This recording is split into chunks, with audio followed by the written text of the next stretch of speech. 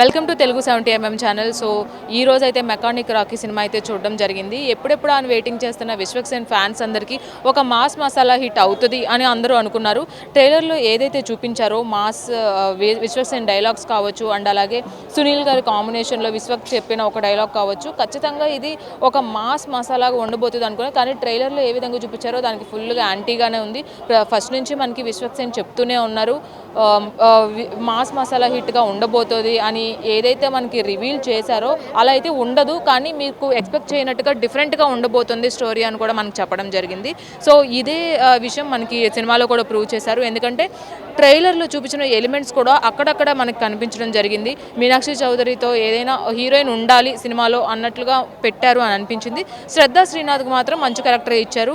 First విశ్వక్సేన్తో ఒక cinema reject చేసినప్పటికీ ఇప్పుడు ఒక మంచి క్యారెక్టర్ పడింది శ్రద్ధా శ్రీనాథ్కి. యాక్టింగ్ స్కోప్ ఉన్నదే అనిపించింది. శ్రద్ధా శ్రీనాథ్కి ఇచ్చిన క్యారెక్టర్ తను 100% ఇచ్చింది.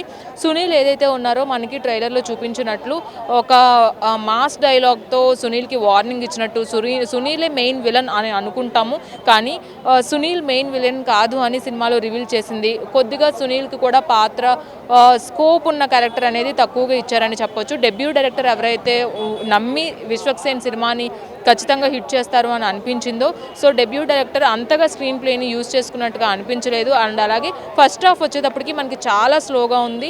కంటెంట్ అనేది సెకండ్ హాఫ్ నుంచి ఉంటుంది. ట్విస్ట్స్ అనేవి కొత్త ట్విస్ట్స్ అనేసి ఉన్నప్పటికీ నెక్స్ట్ ఏం జరుగుతుంది అనేది ఈజీగా మనం ఊహించగలిగేటట్లుగానే ట్విస్టులు మనకు ఉంటాయి.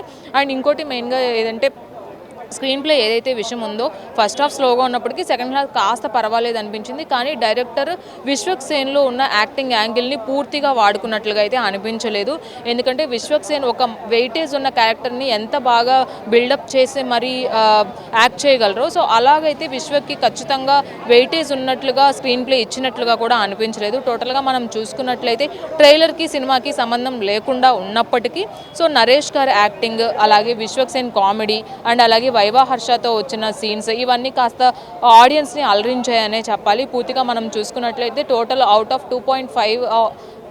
5కి 2.5 రేటింగ్ అయితే ఇవ్వచ్చు. ఇది Vishwaksen mechanic Rocky review. Video journalist అష్రఫ్తో రాణి, తెలుగు 70mm, హైదరాబాద్.